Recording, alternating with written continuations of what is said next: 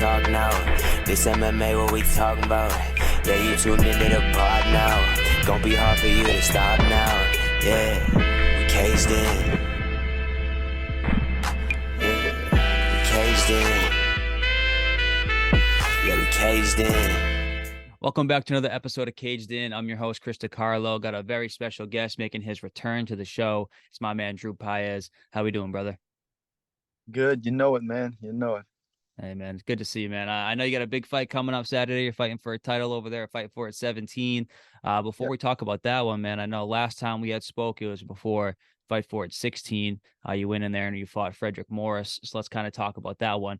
You go in there, you get a split decision victory. But overall, man, how did you feel about the fight? How did you feel about your performance? Like a lot of people told me, man, you didn't win that fight, man. A lot of people tell me you won that fight. So honestly, like my cousin told me one time, man, if you leave it to the judges, I mean, you should have lost anyway. So that's how I feel about it, man. Like, not satisfied every fight I have, man. It's like it's a learning experience, man. That's why experience comes with all of it, man. So, it was not the best fight. It wasn't the worst fight. So we back in it, 100%. The better fight, man. I'm leaving it all, man. I'm leaving the tooth out there. I'm leaving the dang eyeball out there, man. Everything, man. This is what I live for, There you go, man. That's what your amateur career is really for. It is to go out there and, get as much experience as you can.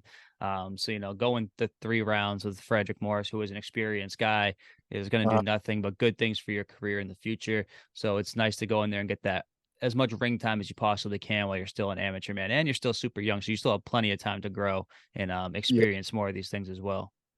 Yeah. All right, let's talk about the fight a little bit, man. Let's go into it a little bit. I saw when you walked out to the cage, man, you were super hyped. You're hitting him with that crazy little walk that you were doing down the catwalk. What was the energy like for you, man, when you walked out there? Man, it felt alive, like as soon as my song played, man, it was just like everything was there, like seeing my family, everybody, people even like screaming at me, like from like the opponent's team and stuff. So it was a very, the only thing I hate about it, man, was like I had to start so late, man, like 11 o'clock, something like that. I mean, let's talk about the fight. Let's talk about it, man. So, I mean, first round, I was, just thinking the whole fight. I was just thinking I'm gonna take this guy down and just hold him down, try to get a submission. That was my mindset, man. I mean, not the best, but hey, man, we back at. I ain't take no damage to the fight, so that's what we in, For sure, man. I mean, round 1 opens up. You shoot for an Imanari roll immediately. Yeah. Was that part of the game plan going into that one? Honestly, man, like it wasn't, man. The game plan was just a brawl, man. Go in there, just knock the guy out. But like I said, man, experience comes and experience goes. So I mean, yeah, kind of stupid, like just go with Imanari roll. But hey, it worked. It worked until it didn't. Yeah, I mean, you threw the Imanari roll out there. You grab a hold of a leg, you kind of slip off that real quick, but then you get to a position where you have him in a pretty decent submission. You're holding that position for a decent long time, and you had his neck for a good grip there. Did you feel like you had the submission locked up, or were you just kind of holding on and hoping something kind of sunk in? Honestly, I thought I had it in, man. That's why I did it. Like honestly, I thought the dude was bad tap, and then like. Now I said, like, man, like, a couple seconds later, I'm like, he ain't gonna tap, man. So I let go of it, and that was it, man. So I think, majority of that first round, you had the majority of the control time. He ends up on top for like a short period of time in the first round, but you're throwing strikes from bottom. Ultimately, as like an unbiased person watching the fight, I gave you the first round. Yeah. First round to you. Going into the second round, man, I mean, you get out of that first round, your first 2 fights, you're quick finishes. Now that you're on the stool in between rounds 1 and 2, what was that experience like for you? Is that something that you haven't experienced yet before? Well, honestly, I did experience it in my first fight. Oh, true. That's right. Yeah, I mean, I like going into the late rounds. It makes me feel like, man, I haven't done enough. So yeah. Let's keep talking about that, man. Round 2, I gave that round to Fred. That was his round. He was on top majority of the round, controlled you for the majority of the 3 minutes. So then, we're tied 1-1 going into three. After round two, how'd you feel sitting on the stool there, getting ready for round three? After round two, man, like round three is my favorite round, man, because it's like either he's gonna win or you're gonna win, man. So it's like fight for the win, you know. Did Like did that. you did you and your team know going into round three that you needed that one? Yeah, they did, man. They did. It was like, man, this is too close of a fight, man. You got to finish him. Hmm. I tried to finish him, man. They cut the fight short, man. Like Yeah. what? It was very crazy, man. Like I was I got up after that round, and then everybody was like, "Yo, the fight's you still got 1 minute, man." I'm like, "What are you talking about?" And then I looked at the fight and was like, "Dude, I did only have 1 minute." Mm, So I mean, that's very sloppy for the North Carolina Commission, you know. for But hey, sure. man, I mean, hopefully don't. you guys ultimately only end up fighting in that third round for 2 minutes. It's supposed to be 3 minutes. The bell Yeah, sounds early, but if you're scoring the third round, like you, as a judge, have to score the round based off the 2 minutes that were fought, unfortunately. And in those 2 minutes, there wasn't really much damage done by either of you. yeah, But if you judge it by control time, you had the majority of the control time throughout those 2 minutes. Had the uh huh, fight gone longer, maybe no, because Fred ended up on top at the end of the round, and maybe he controls for the rest of that. But you can't really judge that. You have to judge it off the 2 minutes that were there. So ultimately, on my card, I had scored the third round for you, giving it yeah. 29-28 decision for you and your team. Um, did you ever get any clarification from the commission, or did they ever talk to your team about what happened with the clock issue there?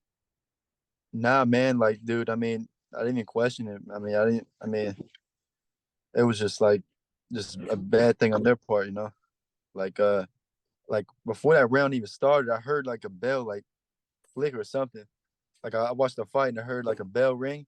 Mhm. And I guess they messed it up. And then I was like, yo, like after that happened, man, I was like, yo, let's keep fighting, man. Let's get this 1 minute going. Mhm. And then now it's over. And I was like, honestly, man, I was like, shoot, man, like I don't like decisions. You know, I never been in a decision, so you know, it's like ah. But hey, man, this fight here, man, knocking this guy out. They call him Lights Out Thomas. Well, dude, what happens when the screw comes and knocks out the lights out? You know, so let's do it. You know, And I, I yeah, man, we're gonna find out Saturday night. It's coming up soon, only a couple days away. So let's get right into that one. Then, man, Fight for It 17. It's this Saturday night, going down in Charlotte, North Carolina. You're taking on Gavin Thomas for the Fight for It Featherweight Title. yes. What do you know about your opponent? What do you know about his game? And then how do you feel about this matchup? Well, honestly, I was supposed to fight the guy that he lost to a couple years back, and then like I seen him this dude named Patrick Safer, man. He's nothing special either, man. But yeah, he submitted Gavin Thomas with the he took his back and got a rear naked choke finish. And his other loss, he lost to a dude with a triangle choke. So that tells me right there, this guy's he taps like chicken already. He's gonna tap again, you know. Like I know this, you know. You tap once, you tap again. Old habits do not die, you know. Mm. So I mean, he quit it. I mean, I, you gotta kill me to beat me, man. That's what I'm saying, you know. Like that's what I'm ready for, man. I'm ready for this guy to be the best of his ability. I'm ready for this guy to be in his prime. I mean, how old is this guy? Like 25 years old. So I mean, he's kind of in his prime. So once I beat this guy, man, I mean, everybody always has something to say, you know, like, oh, you beat a guy with three losses, or I mean, you beat a guy with no win. You know, I mean, stuff like that, you know, like. Yeah. So I mean, I'm ready, dog. You know, working on a striking. I know I went to the gym this whole past couple weeks just working on striking, man. Honestly, I don't think I ever did any grappling this whole camp, man. Like, cause my last fight I was just doing nothing but just grappling, you know. So Right. I work on the striking, man. I worked on the striking, man. I know. I mean, you interviewed my brother. Pretty sure he told us about the sparrings that we've been doing. He did. He did. Yeah, man. I spar almost every day, man. You know, like I got to, you know. For sure. So yeah, I mean, you are, like you said, you are still young. You are 3-0 in your amateur career, and you're fighting for a title. You just started fighting in your amateur career this April. So you're only a few months into your career and you're already coming in here for a regional title shot. Do you feel like you're ready for this next step up in competition? I feel like I was born ready, brother. You know, like this is like, man, this is just another stair up to the top. You know, like this guy's another dude in my way. So I mean, once I'm in the UFC, that's when I'm like, okay, this is competition. You know. Other than that, man, I mean, it's just lessons. You know, lessons to the UFC. So you know, that's all it is, man. I mean, look at it that way, then everything's easy, man. You know. For sure, man. When you visualize this fight going down Saturday night, how do you see this one going down? How do you picture yourself getting your hand raised? Do you have a prediction for how this one goes down? Yeah, man. You know, like as soon as that bell rings, I mean, there's not much telling of what's going to happen. You know, like dude might go left, he might go right, he might go forward, he might go backward, he might do an Eminari roll, he might shoot first. So it's like, I mean, you got to be prepared for everything, man. So I'm prepared for everything. The guy want to take me down first. Okay, I'm ready to wrestle, man. The guy wants to brawl. Let's brawl, brother. You know, so I don't think about what he's gonna do. I'm thinking about what I'm gonna do. You know, that's what I think about it. You know, if you think of too much of what he's gonna do, then chances are that's what he's gonna do. So I mean, if you go in there, just relax. Like the worst thing that could happen, man, is he lands overhand, I get knocked out, and then everybody cheering for him. You know, that's if you get comfortable with that, I mean, everything's easy, man. You know, like I mean, Yeah, I'm man, comfortable with everything. for sure. What can the fans expect from Drew Paez in Charlotte, North Carolina, once that cage door locks on Saturday night, man? Expect expect, man, don't close your eyes. How about that? You know, don't close your eyes. That's how quick it could end, you know. Just don't close your don't blink. That's what you should expect, you know. You should expect another win, and you should expect Drew Pius to get another fight in the next month. That's what you expect. I There you mean, go. let's do it, dog, you know. Yeah, man. Your kid wants to stay active. I love that, man. I appreciate that. So yeah, where are we at right now? We're in the first weekend of November.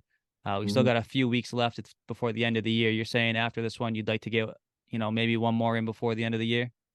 Yeah, after that, man, I might I'm thinking about moving up to 155 too, man. You know, like I mean I like 145, but it's like I might just fight at 145 when I go pro. But Mhm. like until then, I mean, I'm an amateur right now. I mean, cutting weight and stuff, it's good, but man, shit, I like to fight my natural weight, man. You Yeah, know, I mean, a lot of the amateurs that I talk to and that I know around the regional scenes, they all say the same thing. They fight at their more natural weight class. Maybe you cut a little bit in the Amis, but then once it's time to turn pro, and then once it's time to start getting paid, that's when you yeah, start putting that hard work in to start cutting the weight and getting down to the class where you think that you'd be the best at professionally.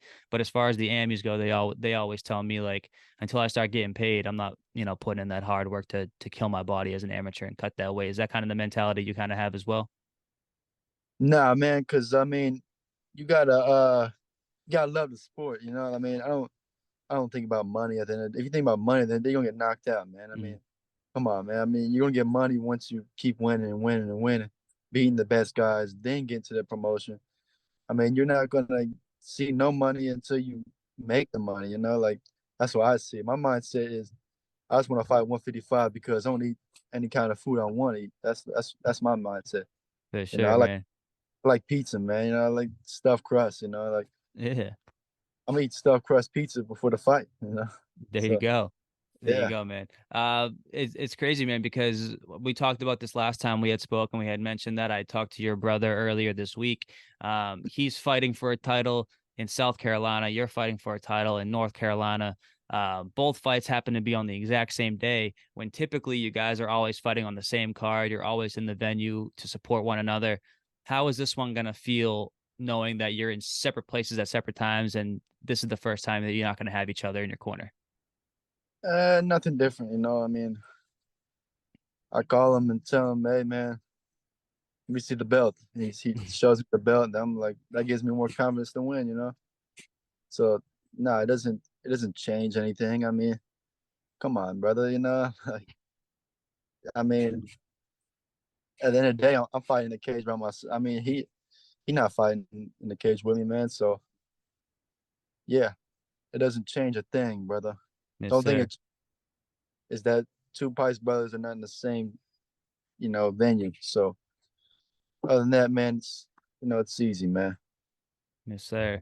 All right, man. Drew, I appreciate the time, brother. Best of luck Saturday. Give your brother my luck as well. I talked to him earlier, but if you see him, Sure. tell him that I said what's up. I hope you guys go out there, catch a couple W's, pick up a couple belts, Yeah, and go do your thing. yes, sir. And I'll be back with another interview with the belt on the shoulder right here, man. Yes, sir. Make sure you keep me updated, man.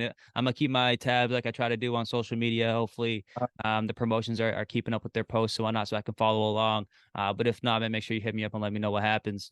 But before I let you go, man, anything that you want to say to the people? Where can they come find you on social media if they want to follow your journey? Man, it's Drew underscore TS _Pais Instagram. Just look up Drew Pais, it'll pop up. But what I would say to fans, man, honestly, if you do what you think you can do, it will happen. You know, Yes, don't sir. let anybody take you down of your dreams. I mean, even if it's not working, man, keep doing it, man, every day, man. Like they say, man, if you quit today, what will you be tomorrow? You know, There you go, stuff man. like Yeah, man, that's a great way to end it, man. All right, Drew, I appreciate you, brother. Like I said, best of luck Saturday, and I'll talk to you soon. it's all right, brother. Got down for the count and he can't even talk now. This MMA, what we talking about? Yeah, you tuned into the pod now. Gonna be hard for you to stop now. Yeah, we caged in. Yeah, we caged in. Yeah, we caged in.